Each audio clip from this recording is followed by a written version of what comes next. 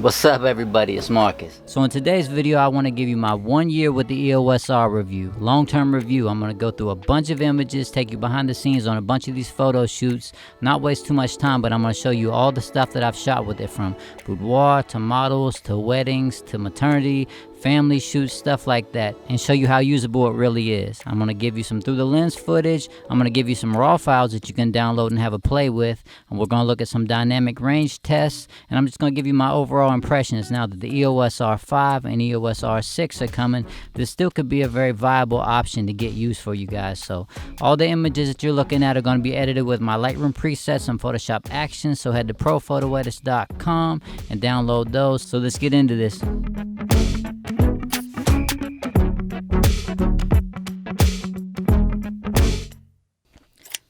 Okay, you guys, I'm going to let you watch a lot of footage from behind the scenes of these shoots and flash a bunch of photos on the screen that I've taken with the EOS-R while I kind of give you my 1 year thought and rundown. And also there's going to be a lot of video that play because I'm a hybrid shooter. I shoot a lot of video and a lot of stills, and some of it's going to be with the EOS-R, some of it's going to be with the 1DX Mark II. And the reason why I'm doing that is to kind of show you the differences between the two and what you can kind of expect going from the R6 or the R5 in the future, depending on what your needs may be. And I'll clearly label which footage and which clip is from what camera. So let's get into this. I bought the EOS-R a little over a year ago, and coming from Nikon, which I still own, Z6 and Z7, I kind of wanted an entry point into some RF glass. So I bought the 85 RF 1.2, regular version, not DS. I bought the 51.2 RF, and I already had the 35 1.4 L2 from Canon, the old EF stuff, and I had the EF 85 1.2, and the EF glass adaptive really works well on here. I just want to let you guys know that, so don't think you have to upgrade to RF glass just because you're getting into the R bodies. But anyway, I did pick up some RF glass, the 85 and the 50, and you can find reviews for those on my channel. I did full in-depth reviews on those. But on the EOS-R, they're super snappy, and I'm going to let you look at some through the lens footage here in a second, towards the end of this video, of showing how well they focus on the EOS-R and adaptive glass through my Ninja V. I'll show you that towards the end, how it tracks and everything. But what I really wanted to do was just buy this camera to have, some RF glass and take advantage of it. Wasn't thinking I'd be over the moon about the actual EOS-R, but the camera is actually really good, and I use it alongside my 1DX Mark II for video as well. I mean, it has a heavier crop, but sometimes, the batteries die quickly on the 1DX Mark II, and those things are so expensive. So I shoot a lot of slow-mo, and the thing with the EOS-R is, when I put it on my Ronin S and I mount it, I can shoot at 60 frames per second and in 1080p. And what I do is I'll take it into Premiere, and then I'll do the optical flow and slow it down 50%, so it'll kind of be 120 frames per second. And I can make a video on how to do that. Like this clip right here, this is EOS-R, and that's been slowed down to 120 frames per second, bounce up, and then it goes into 1DX Mark II footage right here that's just coming out of the camera at 120.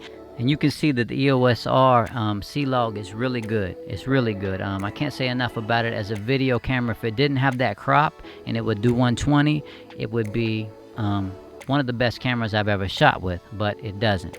Actually, it does do 120, but it does it in 720p with no autofocus, so pretty much it doesn't do it for me. I just can't use it like that. So as a B camera to my 1DX Mark II for video, it's been great. The autofocus in video is incredible. Really like it for that. Color grading is just as easy as anything else I've ever graded. The bit rate is really high coming out of the camera, so as a video shooter, I wouldn't be scared away from it if you can deal with the crop factor. But usually what I've been using it for photos is, I've always been taking all my photos on these shoots with it because I need that higher megapixel. So 20 megapixels from the 1DX Mark II or the EOS R6 isn't going to cut it for me. And you may be in the same boat. That's why I'm making this video, to kind of give you a rundown on what the EOS R can do. So you're getting a camera that can do really good video with a heavy ass crop, if you can deal with that. And then you're getting a camera that takes really great stills. And we're going to get into some of the dynamic range here in a second. And then I'll show you how it responds to some presets in Lightroom in a second too. But as a still camera, if you're looking at the EOS R6 and you're saying, man, I can't really deal with 20 megapixels, and the dynamic range on that camera is probably going to be a little bit lower than the EOS-R, and you're going to be able to get an EOS-R like right now or really soon used for like probably $1,200 So that's why I'm making this video. Where does the EOS-R stand today? If you don't want to pay as much for an EOS-R 6, it doesn't have the same megapixels or dynamic range, or you don't want to spend a boatload on the EOS-R 5 because you don't shoot a ton of video and you want something with a higher megapixel than the EOS-R 6. The EOS-R may be for you. As a stills camera, I've used it on weddings, I've used it to shoot children, I've used it to shoot all types of studio portraits that I'll show you in a second. The files look really good, and I really can't get that out of my 1DX Mark II, and I've shot the 1DX Mark III, and it's pretty much the same to me sensor wise. I don't know what they really did inside there, but optically the files aren't as good, and I really wouldn't use a 20 megapixel camera in the studio for high resolution images that I'll show you in a minute. The grading wise on the pictures has been absolutely fine. The dynamic range isn't quite up to Nikon standards, and I'll show you that here in a second at the end of the video, but it's nowhere near as bad as people make it seem. Like, they had me really scared of this camera, thinking I'm not going to be able to take any type of stills with it, and I'm just going to be waiting with this expensive glass to take pictures on whatever comes next from Canon. But no, it's not like that. It's a really good camera, and I have no problem taking images with this any time of day. Again, I don't shoot it like I do my Z7. I don't underexpose too much because it doesn't have quite the dynamic range, so I don't go way under. But you can kind of see how I expose on the EOS-R right here. I don't let any of the highlights clip. This is at blue hour, natural light, and it's tracking her really well. And then I'll show you what I did with some of these edits here in a second. I just want to let you see some of the through the lens tracking options that you have on the EOS-R. If you're coming from a DLSR and you're thinking, man, it's really not there yet, the EOS-R with the newest upgraded firmware is pretty much there. I think it's better than the Z6 tracking wise. And here's why I edited the photos with my Lightroom presets. And you can see that, I guess YouTube's probably going to compress the heck out of these, but you can see that the colors are there, they're beautiful. These are some wedding photos that I took. I couldn't really do any through the lens footage there because, you know, I had to get my job done. But this is with the 35 on the EOS-R, this EF glass right there. And the colors look great. I didn't miss any shots at the wedding. What I will say is don't shoot silent on the EOS-R because it's just like jello, man. That rolling shutter is terrible. But you can see how good the autofocus works here, and I'm back like probably 25 feet with the 51.2 RF right there, and it's tracking her eye just incredibly. So, and I did shoot a little bit of handheld footage right here with the IS on inside the camera, the digital IS, so I'm cropping it even more because I didn't have my gimbal. I was way up on the mountain, and then I took this 60 frames per second footage and did the optical flow on it to slow it down to 120. But I wouldn't really consider that a professional option. That's just something that you can do with it. And you can look at some of the pictures, the natural light pictures here, edited with my presets, just to show you what the files actually look like. They're really good. I have no qualms, and I have a bunch of other cameras, so if I didn't like it, I just put it down and wouldn't use it.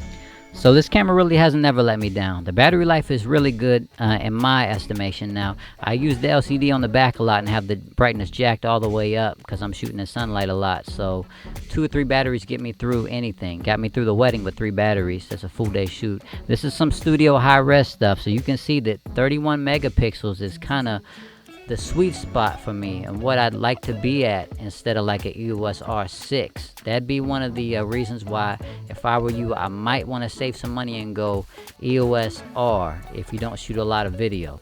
Now, I can tell you from shooting the 20 megapixel Canons like the 1DX Mark II in the studio versus the EOS-R, I never shoot the 1DX Mark II ever again. The files from the EOS-R are better, so the R6 would be a no-go for me for studio shooting.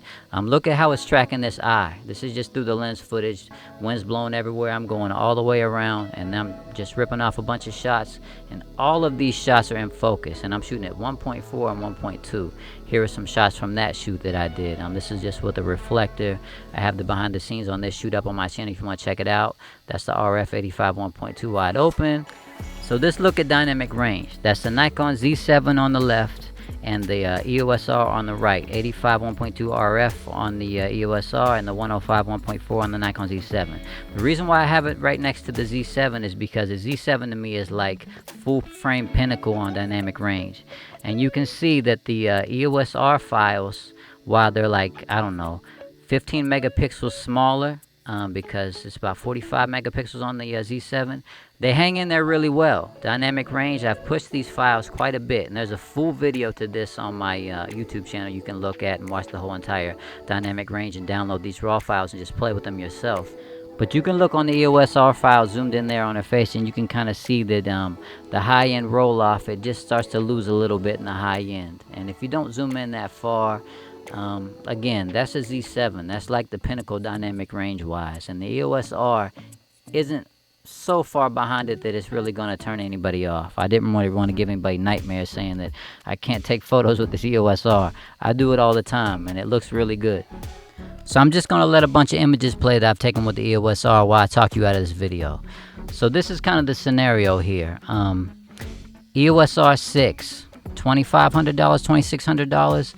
EOS-R 5, $38, pretty much $4,000, and you got to buy cars and all that stuff. Alright, so the EOS-R 6, if you're a video shooter, this could be a really good camera for you. I think they're going to add all-eye to the video modes that they said the other day. There is a small crop. It's not full frame all the way like they've said. It's like a 1.7 crop. It's not really anything to complain about there. But if you're a still shooter as well, it's 20 megapixels and just the dynamic range of the 1DX series going to be enough for you.